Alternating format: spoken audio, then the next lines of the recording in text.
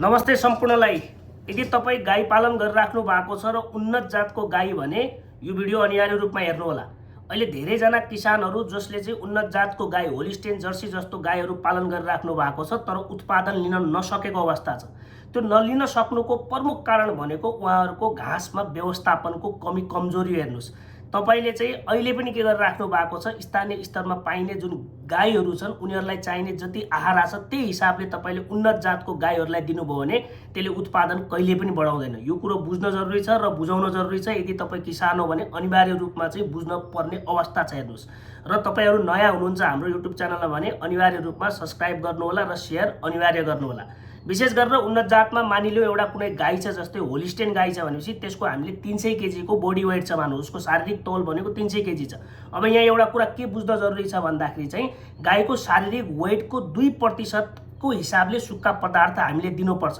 2% को हिसाबले उसलाई हामीले ड्राई मेटर दिनुपर्छ, सुक्खा पदार्थ दिनुपर्छ। भनेको मतलब 100 किलोको गाई छ भने 2 किलो सुक्खा पदार्थ दिनै पर्छ अनिवार्य रूपमा। अब यहाँ के छ भन्दाखेरि 300 केजी को गाई छ भने पछाडि 300 केजी को गाईलाई कति दिनु पर्यो, 2% का हिसाबले 6 किलो हामीले के दिनु पर्यो, सुक्खा पदार्थ दिनु पर्यो। अब 6 किलो सुक्खा पदार्थ दिने भनेर पराल मात्रै दिएर हुन्छ, हुँदैन हेर्नुहोस्।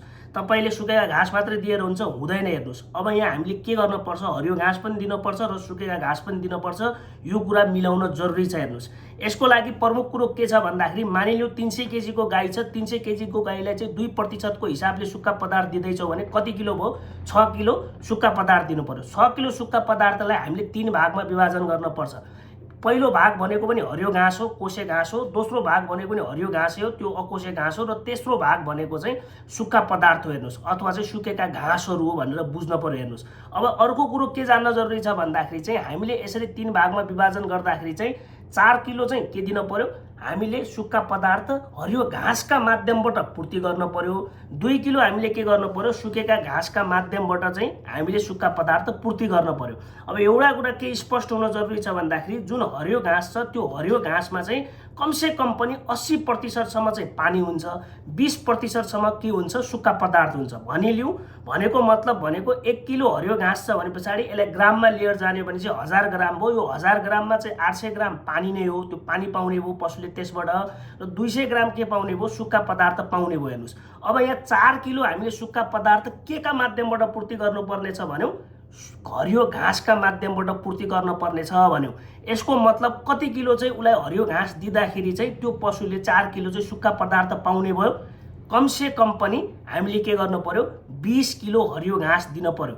20 किलो हरियो घाँस दिन पर्यो अनिवार्य रूपमा। यो कुरा स्पष्ट हुनुहोस्। 20 किलो हरियो घाँस दिँदाखेरि उसले के पाउने भयो, 4 किलो सुक्खा पदार्थ पाउने भयो। यो कुरो स्पष्ट हुनुहोस्। र अब हामीले चाहिँ 2 किलो जुन सुक्खा पदार्थ भनेको छौँ, जुन सुकेका घाँसबाट पूर्ति गर्न पर्छ भन्यौ। अब सुकेका घाँस छन्, कुनै तपाईले सुकाएर राखेको घाँसहरू छ, हे बनाएर राखेको घाँसहरू छ भने त्यसमा 90% सम्म के हुन्छ, सुक्खा पदार्थ हुन्छ। अब पराललाई पनि तपाईले के बुझ्नुस् भन्दाखेरि चाहिँ परालमा पनि 10% सम्म कमसे कम पनि के हुन्छ, पानी हुन्छ, तर 90% के हुन्छ, सुक्खा पदार्थ हुन्छ। नर्मल्ली अब साधारण भाषामा भन्नु पर्दाखेरि यो कुरा बुझिएन भने पनि के गर्नुस् भन्दाखेरि यदि 2% सुक्खा पदार्थ अथवा 2 किलो सुक्खा पदार्थ अब पूर्ति गर्नु छ भने सुकेका घाँस खुवाउनु पर्यो। अथवा त्यो सुकेको घाँस खुवाउनुस् अथवा तपाईले के गर्नुस्, परालै खुवाउनुस्। 2 किलो 100 ग्राम जति तपाईले पराल खुवाइदिनु भयो अथवा 2 किलो 100 ग्राम जति तपाईले के खुवाइदिनु भयो, सुकेका घाँस खुवाउनु भयो भनेपछि त्यहाँबाट उसले के पाउने भयो, 2 किलो सुक्खा पदार्थ पाउने भयो सुकेका कुराहरूबाट। यो कुरा स्पष्ट हुनुहोस् है। अब के गर्नु पर्यो, 300 केजी को गाई छ भने पछाडि त्यो 300 केजी को गाईलाई चाहिँ हामीले 20 किलो कमसे कम पनि हरियो घाँस दिन पर्यो र 2 किलो 100 ग्राम जति कमसे कम पनि के दिनु पर्यो, कि सुकेका घाँस दिनु पर्यो कि पराल दिनु पर्यो, मिश्रण गरेर खुवाउनु पर्यो। अब यति गर्दा पनि तपाईले बुझिराख्नु भएको छैन भने के बुझ्नु, साधारणतया भन्दाखेरि चाहिँ तपाईको कुनै गाई छ, त्यो गाईलाई तपाईले के बुझ्न पर्यो, 10 किलो को मेरो गाई छ भने उसलाई 1 किलो मैले के दिने हो, हरियो घाँस दिने हो। 20 किलो को घाँस गाई छ भने 2 किलो हरियो घाँस दिने हो। यसरी 100 किलो को गाई छ भने पछाडि के गर्नु पर्यो, 10 किलो हरियो घाँस दिनु पर्यो। अब मानिलियो 300 किलो तपाईको चाहिँ गाई छ भने पछाडि के गर्नु पर्यो, 30 किलो हरियो घाँस दिनु पर्यो। अब हरियो घाँस दिएर पनि हुँदैन हेर्नुहोस्। यो उग्राउने जातको पशु हो, यसलाई सुकेका घाँसहरू चाहिन्छ, फाइबर बेसी चाहिन्छ। अब यो 30 किलो घाँसलाई पनि हामीले के गर्नु पर्यो, 3 भागमा विभाजन गर्नु पर्यो। 2 भाग भनेको चाहिँ तपाईको हरियो घाँसकै हुन्छ, एक भाग भनेको के हुन्छ, सुकेको घाँस हुन्छ। हेर्नुहोस्, अब मैले अघि नै पनि भनेको थिएँ, सुरुमै पनि भनेको थिएँ 1 किलो हरियो घाँसमा चाहिँ 80% पानी हुन्छ भनेर। अब यहाँ के भयो, 30 किलो हरियो घाँस छ भने पछाडि 2 भाग बनेको 20 किलो भयो। त्यो 20 किलो हरियो घाँस उसलाई दिनै पर्यो। अब 10 किलो जुन हरियो घाँस छ, यो 10 किलो हरियो घाँसको ठाउँमा हामीले के दिनु पर्यो, सुकेका घाँस दिनु पर्यो। अब सुकेको घाँस कति दिनु पर्यो, 10 किलो हरियो घाँस भनेको सुकेको हरियो घाँस अथवा चाहिँ पराल, सुकेको घाँस अथवा पराल कति हो भन्दाखेरि चाहिँ 20% यसमा सुक्खा पदार्थ हुन्छ मैले भनेको थिएँ। यो भनेको चाहिँ 2000 ग्राम हो। यदि ग्राममा लिएर जाने हो, त्यसलाई केजीमा लिएर जाने हो भने 2 किलो भनेको मतलब अब हामीले 2 किलो सुक्खा पदार्थ दिनु पर्यो। त्यो भनेको चाहिँ हरियो घाँस जसलाई सुकाएर राखिएको छ भने त्यसबाट पनि पाउन सक्यो अथवा परालबाट पनि पाउन सक्यो। यो हामीले कति दिने भन्दाखेरि 2 किलो 100 ग्राम अथवा 2 किलो मोटामोटी दिन पर्यो।